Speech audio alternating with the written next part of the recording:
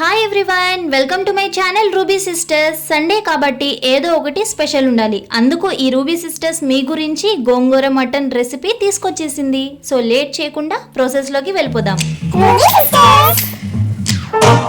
ముందుగా గోంగూర కట్టని తీసుకోండి. పెద్దదైతే ఒకటి సరిపోతుంది, చిన్నవైతే ఒక 2 తీసుకోండి. ఆ తర్వాత మటన్ని తీసుకోండి. ఒక 1/2 kg వరకు కూడా వాష్ చేసి తీసేసుకోండి. మీడియం సైజువి 2 ఉల్లిపాయలు, ఒక 3 పచ్చిమిర్చి, మీడియం సైజు ఒక 2 టమాటాలు, కొంచెం కొత్తిమీర, ఇవన్నీ కూడా చిన్న చిన్న పీసెస్గా కట్ చేసేసుకోండి. ఆ తరువాత అల్లం, వెల్లుల్లి, చెక్క, యాలక్కాయ, లవంగాయ, గసగసాలు ఇవన్నీ కూడా మెత్తగా పేస్ట్గా చేసేసుకోండి. ఇదే అల్లం వెల్లుల్లి పేస్ట్ అనమాట. స్టవ్ పైన ఒక కళాయి పెట్టేసుకుని వాష్ చేసి పెట్టుకున్న గోంగూర ఆకులన్నీ ఇందులో యాడ్ చేసేసుకున్న తర్వాత కొంచెం టమాటాలు ఇందులో యాడ్ చేసుకోండి. కట్ చేసి పెట్టుకున్నాం కదా, అందులో కొంచెం టమాటాలు ఇందులో యాడ్ చేసుకోండి.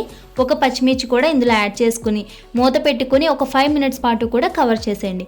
ఒక 5 నిమిషాలకి తీసుకుని ఒకసారి మొత్తం కలుపుకోండి. ఇందులో మనం వాటర్ ఏమీ వేయవసరం లేదు. గోంగూరలోంచి వచ్చిన వాటర్తోనే గోంగూర అనేది ఉడికిపోతుంది. మళ్ళీ ఒక 5 minutesకి మూత పెట్టుకుని మళ్ళీ ఇంకొక 5 నిమిషాలకి మూత తీసుకుని చూస్తే మనకి గోంగూర అనేది కుక్ అయిపోతుందండి. తొందరగానే కుక్ అయిపోతుంది. ఇప్పుడు చల్లారిన తర్వాత ఒక మిక్సర్ జార్లోకి తీసేసుకుని మెత్తగా కాకుండా వీడియోలో చూపిస్తాను చూడండి, ఈ విధంగా మిక్సీ పట్టుకోండి. ఇప్పుడు స్టవ్ పైన ఒక కళాయి పెట్టేసుకుని ఆయిల్ యాడ్ చేసుకోండి. ఆయిల్ యాడ్ చేసుకున్న తర్వాత మనం కట్ చేసి పెట్టుకున్న ఉల్లిపాయ, పచ్చిమిర్చి కూడా ఇందులో యాడ్ చేసుకోండి. ఉల్లిపాయలు లైట్ గోల్డెన్ కలర్ వచ్చిన తర్వాత మనం వాష్ చేసి పెట్టుకున్న మటన్ కూడా ఇందులో యాడ్ చేసుకోండి. యాడ్ చేసుకుని ఒకసారి మొత్తం కలిపేసుకోండి. ఇలా కలిపేసుకుని మూత పెట్టి కవర్ చేసేసేయండి. ఒక 5 to 10 minutes పాటు కవర్ చేస్తే అందులో నీళ్ళు అవి వస్తాయి కదా, అవన్నీ పోవాలన్నమాట. చూసారా, ఈ విధంగా ఆయిల్ అని పైకి తేలితే మనకి నీళ్ళన్నీ పోయినట్టే. నేనైతే మామూలుగా కుక్కర్లో కాకుండా మామూలు కళాయిలో వండేస్తున్నానండి. మీరు కుక్కర్లో పెట్టుకుంటే లేత మాంసం అయితే 4 విజిల్స్కి ఉడికిపోతుంది. అదే మీరు తీసుకున్నది కొంచెం ముదర మాంసం అయితే 8 విజిల్కి అయితే ఉడికిపోతుంది అనమాట. టమాటో కూడా వేసుకుని అది కూడా ఉడికిపోయిన తర్వాత టమాటో మీ రుచికి తగినంత సాల్ట్ యాడ్ చేసుకోండి. 1/2 tablespoon వరకు పసుపు, 2 tablespoons వరకు కారం, ఒక 2 tablespoons ఫుల్గా మనం గ్రైండ్ చేసి పెట్టుకున్న అల్లం వెల్లుల్లి పేస్ట్ కూడా యాడ్ చేసేసుకుని మొత్తం ఒకసారి కలుపుకొని కొంచెం కొత్తిమీర జల్లుకుని పైన ఒక 2 minutes పాటు కూడా మూత పెట్టి కవర్ చేసేయండి.